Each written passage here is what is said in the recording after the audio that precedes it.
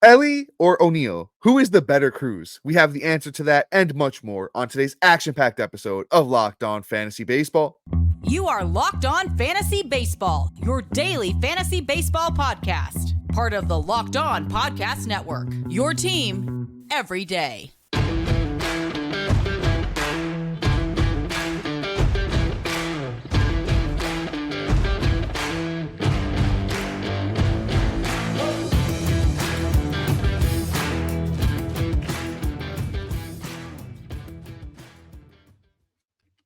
Hello, fantasy baseball fanatics, and welcome to the Locked On Fantasy Baseball Podcast, brought to you by the Locked On Podcast Network, your team every day. As always, we're your number one source of fantasy baseball knowledge, and thank you for making us your first listen each and every day.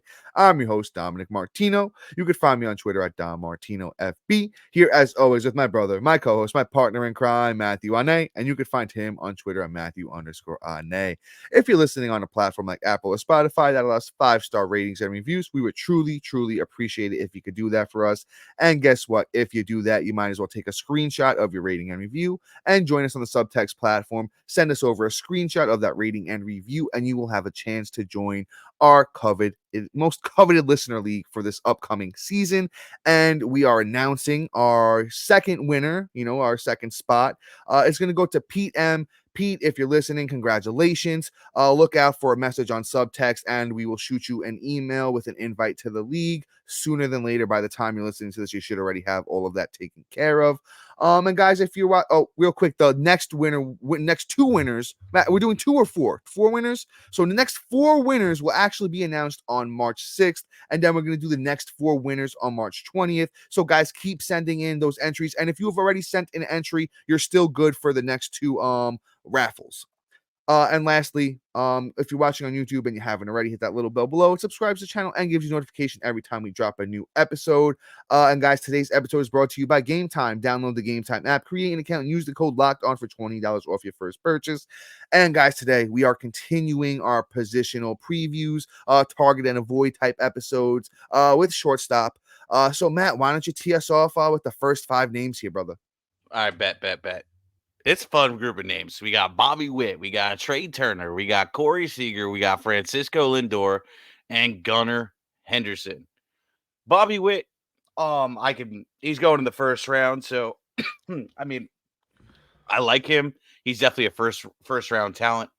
For me, picking him in the first round is a little tough just based off of team construction and missing out on the elite outfielder, honestly, because there's a serious drop off at that position. So it's hard to pick him, but I mean, the upside is astronomical. So I completely understand.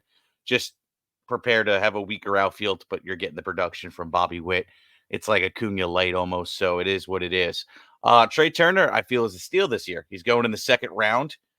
Trey Turner's pick 15.8. So, ultimately, I would scoop him up no problem in the second round. Honestly, it pretty much goes in the second round for me, at least. Matt Olson and then Harper and then Turner for me. I'm pretty much walking away with one of those 3 guys, and I'm a happy camper. If I'm not, then you're probably seeing me pretty angry and red-faced. Corey Seager, coming off the board at pick 23, end of the second. I'm all about it, but, Corey Seager's a little bit on the risky end as well. He has been able to stay healthy for the past 2 seasons, but Corey Seager always just happens to miss a month. It just even happened last year. And but he's coming into the year hurt too. He's coming into the year hurt. But, risk defeat outweighs rewards outweigh the risks in this aspect. But I would have him on the scale of like a 5 for risky pick. So ultimately, just keep an eye out and make sure you're scooping up a backup towards the end of your draft. There's plenty of options. Then you got Francisco Lindor. Lindor is coming off the board at 28. So in that third round, I'm not mad at it, but I also am targeting other players in the third round that are at the same position. So I never end up with Lindor. So it is what it is. And then there's Gunnar Henderson, who is hurt right now, but I think is going to be fine from everything that they're saying. But, ultimately it's a wait and watch game. I think it was an oblique, if I'm not mistaken. So, it's one of those things that if the oblique gets worse, he could be out for a month and a half. So just keep an eye out for that, because then that will change where I feel comfortable drafting him. Yeah, Matt, strong takes there. Bobby Witt, I think he's a certified top 5 guy in my opinion. I understand what you said in the sense of you want to get an outfielder in the first, round, but if you got a top 5 pick and you grab Bobby Witt, you shouldn't be disappointed at all there. Let's put it this way: he would be the 5th pick. Let's put Yeah, it and that and, way. and that and that's fine by me. That's fine. I just think Bobby Witt's so safe at this point in his career. He's proven himself, Yeah, and he's a stud. Same thing with Trey Turner, though. I think people are scared off, when they look at the numbers, a little bit of a down year, but monster second half really picked it up when Philly got behind him. They really rallied behind Trey Turner. That was that one day. What did he got? A standing ovation, I believe it was, Matt, and the team really, the fans really rallied behind him, and he had monster, second half. Corey Seager, Matt, good breakdown there. I think he's going to fall in a lot of drafts, and I think that's going to be good value. So I don't mind Corey Seager at all, especially at the end of the second round. It looks like he might even slip into the third in some scenarios. Lindor, 30-30 guy at this point in his career. We know who he is. The batting average is a little bit suspect at points, but he's on that Mets lineup. I think he'll do pretty well. Gardner Henderson, Matt, covered him well. I feel like we've spoken about him a lot lately, so I'm just going to move into this next 5 here. We teased it at the top. Elly Cruz is coming off the board as the 7th shortstop, pick 38. Bo Bichette coming off the board, pick 39, 8th shortstop. 9th shortstop, CJ Abrams coming off the board at 59. Nico Horner, 10th shortstop, coming off the board at 60. And Matt McLean, 11th shortstop, coming off the board at pick 63. Real quick, we didn't mention this at the top, but Mookie Betts does have shortstop eligibility in Yahoo. We didn't really talk about him here. Talked about Mookie Betts so much, probably going to focus on him more in the outfield episode again as well. So that's why we left him off here.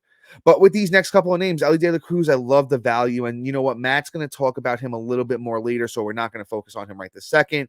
Bo Bichette, another guy Matt wants to focus on later, so I'm going to pass him up as well.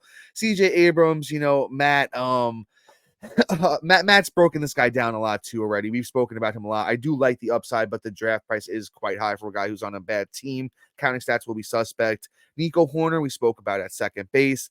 McLean, we also spoke about at second base, so I'm going to leave him off here. Matt, I think we can push into those next 5 unless you have anything else you want to add here or you want to throw in. nah, pretty much good on that regard. We'll just keep moving. Next set of guys is Ha-Seong Kim. We all know how I feel about him. He's going to be the bust of the year.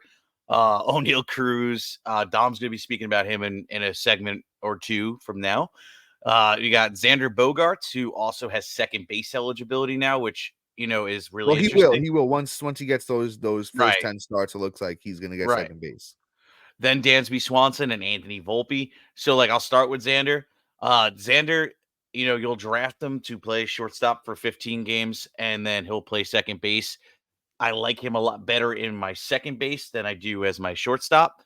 It's just a little bit more attractive. I have him currently ranked, I think, as 12 or 13 in my rankings for shortstop right now.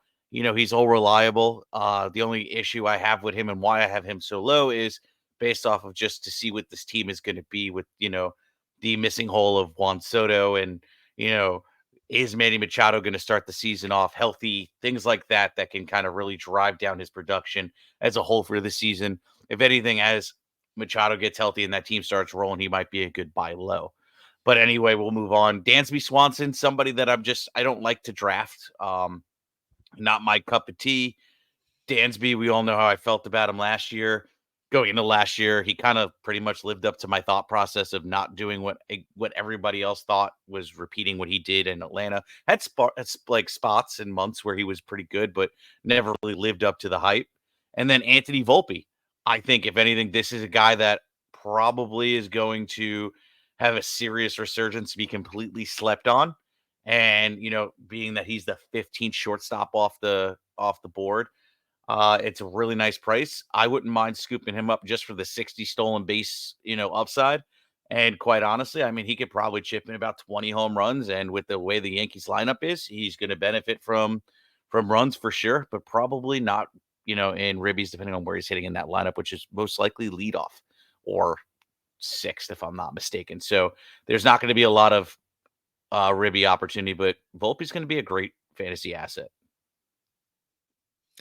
Yeah, and real quick, I'll give a quick take. Well, let's yeah, man, I actually broke down those guys really good. There's one guy I want to speak about before we move into our next segment here. Let's talk about Jackson Holiday. Jackson Holiday is I think a huge name. I think he's being severely undervalued right now. It's funny because you normally see prospects get like jumped up and going like near 100 and stuff like that, especially when spring training comes along and we get to this point. Normally these names are being pushed up. Jackson Holiday coming off the board, pick 179. And if you're not familiar with Jackson Holiday, maybe you're not familiar with the number one prospect in all of baseball. Shortstop, plays for the Orioles. His dad, former MLB All-Star Matt Holliday, played for a bunch of different teams, played for the Cardinals, I think he played for the Yankees for a little bit as well. The guy's a stud, 5 category contributor. I think he's going to be great in batting average. You should draft him right now, as much as you can. But before we move on to our next segment, and Matt and I break down, guys, we absolutely must target and you must have on all your teams. And guys, you must avoid on all your teams. We're going to hit you with a quick ad break.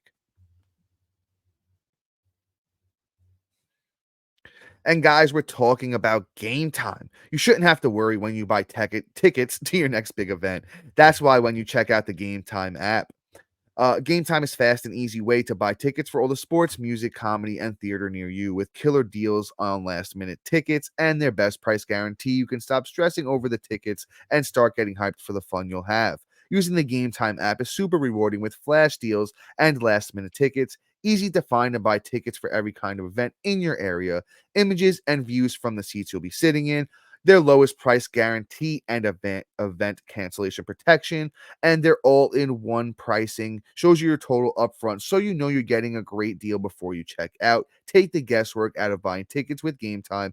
Download the Gametime app, create an account, and use the code Locked On for $20 off your first purchase. Terms apply. Again, create an account and redeem the code LOCKEDON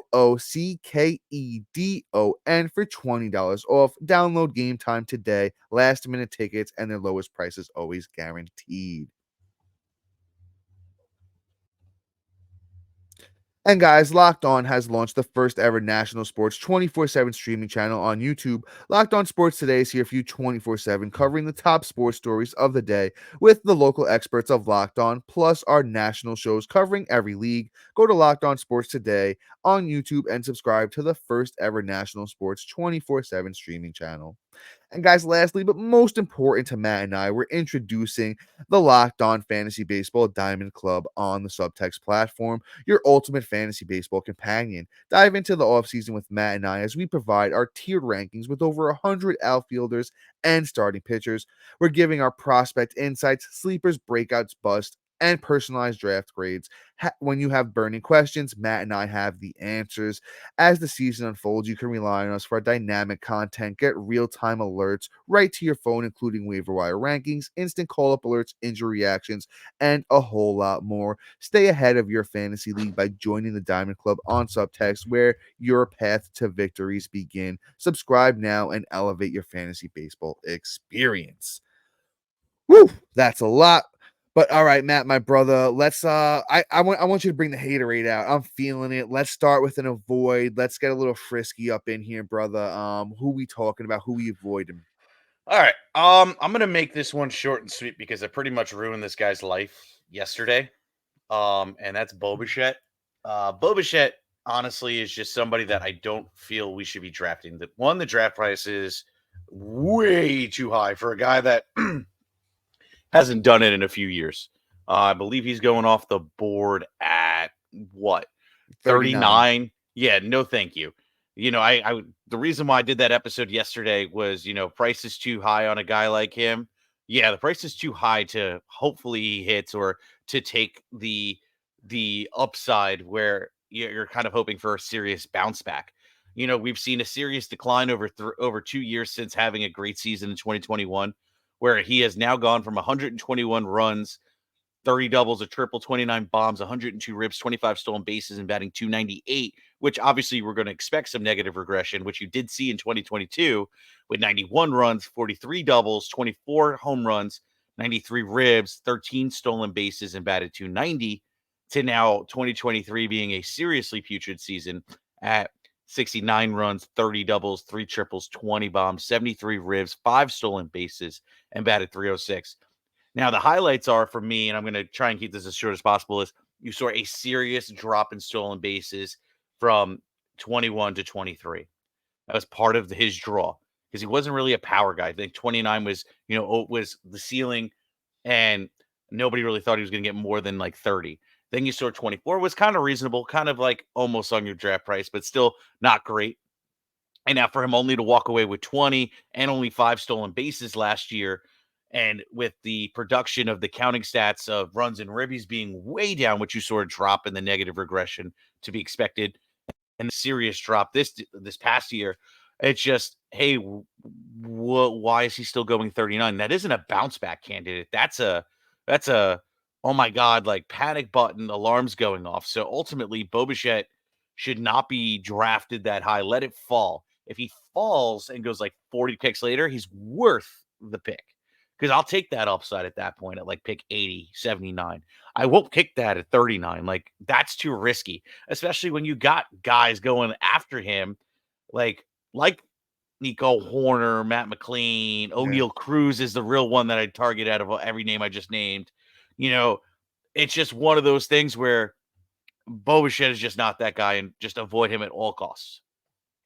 Yeah, Matt, strong take. I'm actually gonna throw out some stats that add to your point of avoiding Bo Bichette. If people are expecting a bounce back in the steals category, I don't see it happening. He's actually not fast. He's 43rd percentile in sprint speed, which is well below average. So he's actually not fast. He does hit the ball hard. I could see the power bouncing back. He's projected to hit second in the Blue Jays lineup. So the counting stats could take a step in the right direction, but I don't think they'll ever get to peak 2021 Bichette again. And the batting average will be good, but I'm not paying up for the price of Bichette. Matt mentioned some of the names going after him, and he kind of teased this next guy. So let's switch from some hate. We'll try and, spread some love. Let's talk about my target. Let's talk about O'Neal Cruz. I feel like I've talked about him a lot, but as we're getting closer to draft day, I thought the price of O'Neal Cruz would be going up. It actually kind of seems like it's going down. O'Neal Cruz coming off the board right now as the 13th shortstop around pick 87. I think that's extreme value. I have O'Neal Cruz ranked. Let's see. Let me pull this up. I don't want to misspeak. I have O'Neal Cruz ranked as my 9th shortstop. And I think there's so much value. We've been talking about the comparison between O'Neal Cruz and Elly De La Cruz. I think they're super, super similar players. They're both very, very fast. They both hit the ball very, very hard. They're both good defensively. So I don't see why, there's a huge difference in the draft price. Besides, we haven't seen O'Neal Cruz stay healthy. I know that's an issue, but I still wouldn't be mad if I drafted O'Neal Cruz as my starting shortstop. I'd actually walk away pretty happy if I'm getting him at around pick 90, which is where he's going at the moment. Yeah, I mean, quite honestly, as long as the dude learns how to slide, I feel like we'll be fine.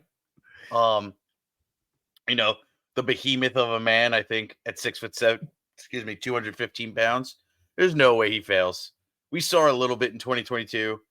It was enticing enough to, get my jollies going within Yeah, and 300. he finished that season so strong too. He finished that Yeah. season so strong.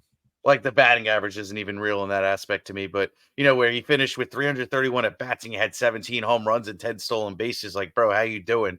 Like, the upside for a full season is just going to be absolutely outrageous. So like this is kind of one that we're half sharing, but like, it is Dom's guy, especially since they traded Oh yeah, no, him to him all year last yeah, year. you're in on it though. I'll Yeah. give you, you got on the bandwagon before a lot of other people did, and I still feel like there's room. There's still so much room left on the O'Neal Cruz bandwagon, guys. So hop on. Let's get this ADP up a little bit here for O'Neal Cruz. No, let's not do that. Like, But let's let Matt, that one lie. Yeah. Since we're in I'm in a loving mood now. I don't know. I'm all over the place these days when it comes to emotions. But I'm in a loving mood. So Matt, let's talk about somebody that you're targeting, somebody that you love. Well, before I do that, then I'll give everybody a little tease into what I'm going to do. It's going to be Elly De La Cruz and why I'm going against the industry in that aspect, and I'm not as scared to draft him. I got an ad for you real quick, and we'll be right back.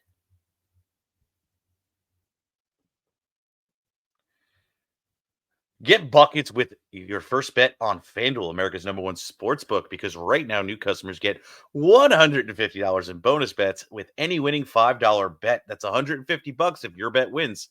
Bet on all your favorite NBA players and teams with quick bets, live same game parlays, exclusive props, and more. Just visit fanduel.com/locked on and shoot your shot. FanDuel, official sportsbook partner of the NBA. All right. So let's talk about it. Elly De La Cruz getting me all excited here and hot and bothered.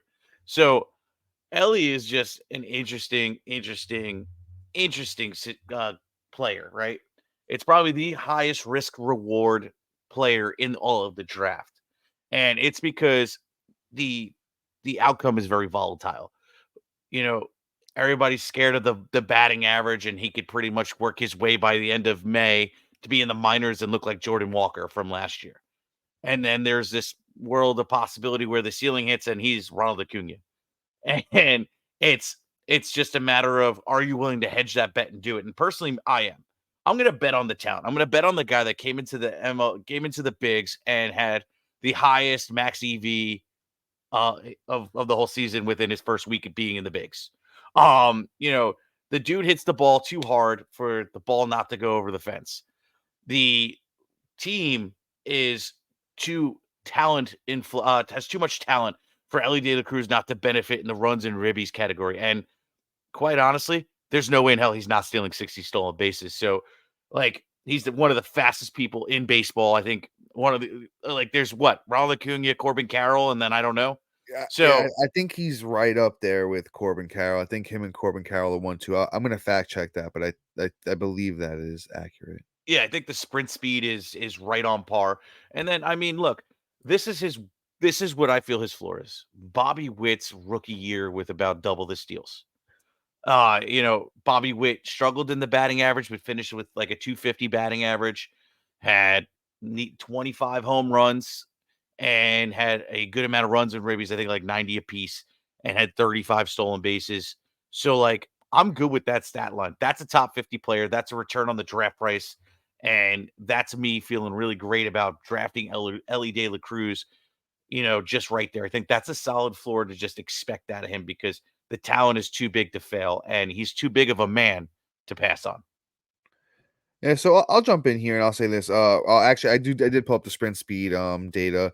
Elly De La Cruz and Bobby Witt last year were actually tied for first when it came to sprint speed. I thought some other interesting names real quick. Trey Turner was fourth, and Corbin Carroll was eighth.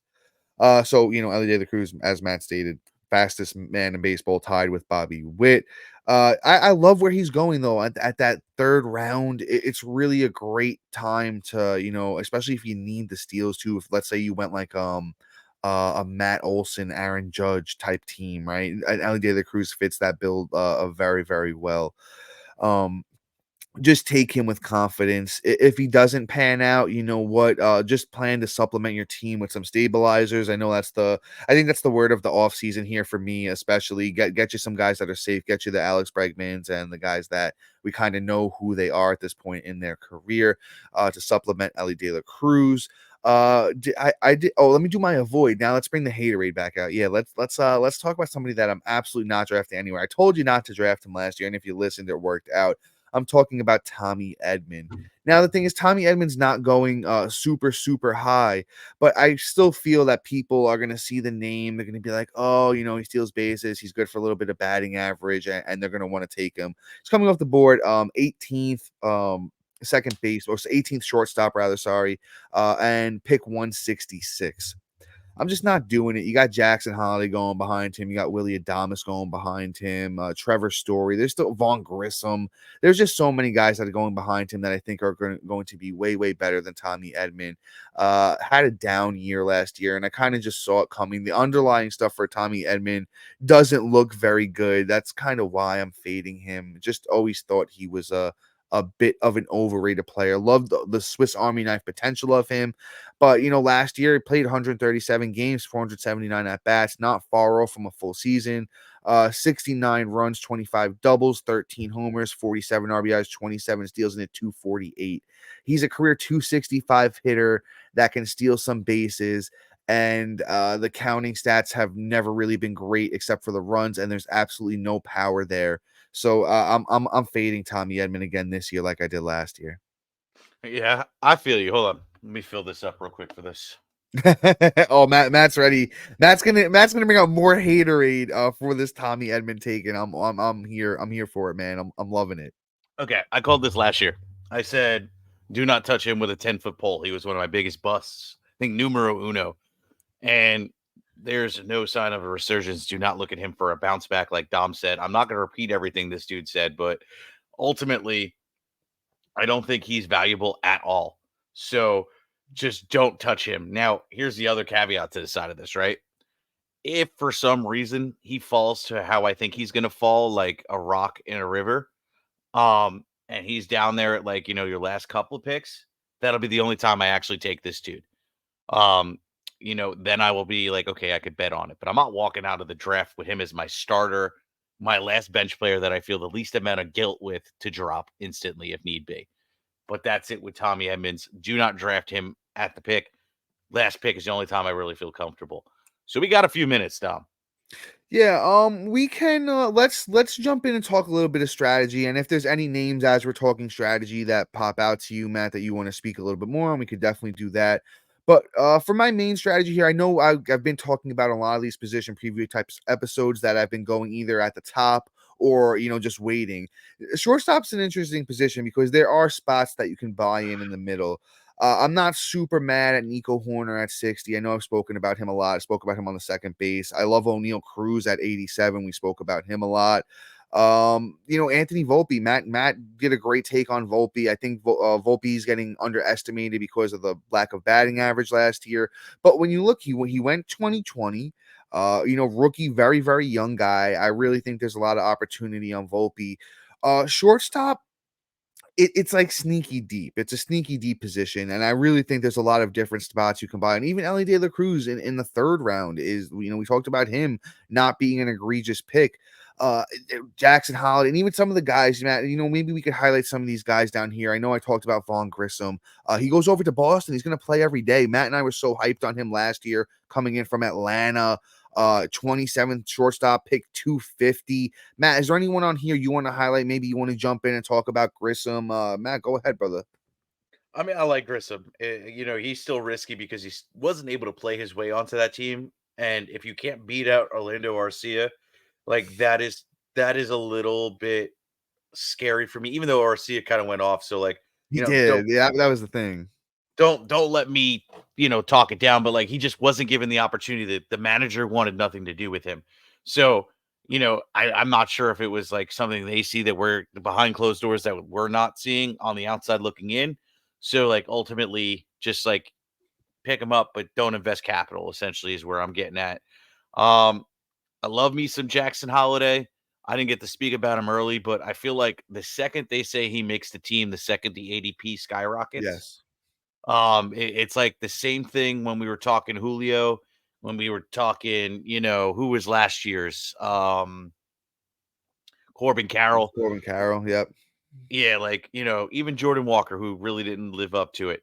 You know, the second that happens, he's going to skyrocket, and just keep him in the back of your head. And if you're drafting before the big draft weekend, it's definitely worth it to scoop him up and try and get him as cheap as possible, because again, once he makes that roster, good luck.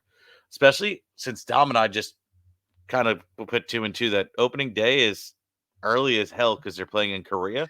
Yeah, there's games apparently on March 20th and 21st. If you guys haven't heard, I think it's Dodgers Padres for those 2 days. But the real true opening day, I think every team's in action, is March 28th.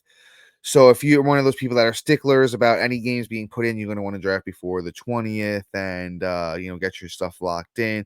But Matt, any thoughts here on the shortstop position before we wrap this thing up and put a bow on it? Essentially, it is Dom says sneaky deep. But honestly, it's very top heavy in my opinion. I'm trying to scoop up the top half of that to feel more comfortable at the position. So if you can, do it. Yeah, and then I'll say this: a guy like O'Neal Cruz, I think, is like the perfect value because he could take the jump into the upper echelon that Matt's talking about. So that's I really think the sweet spot right now. Or Jackson Holiday as well is another guy that could really jump up. But guys, that's all for today. Please be sure to like, subscribe, comment, rate, and review. Thank you to our everydayers and new listeners for making Locked On Fantasy Baseball your first listen each and every day. Make sure you're on the lookout for a new episode tomorrow. We're talking about third base. But guys, until then, see ya. Peace.